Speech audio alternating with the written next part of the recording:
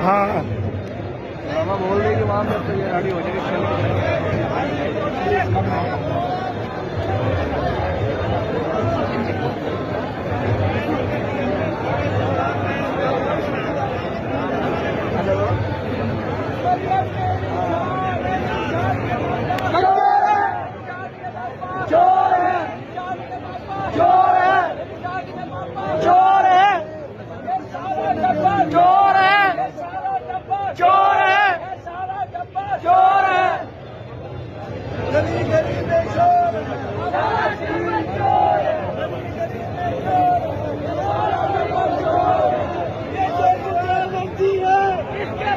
बनती है, ऐसे गुंडा करती है, इसके पीछे बनती है।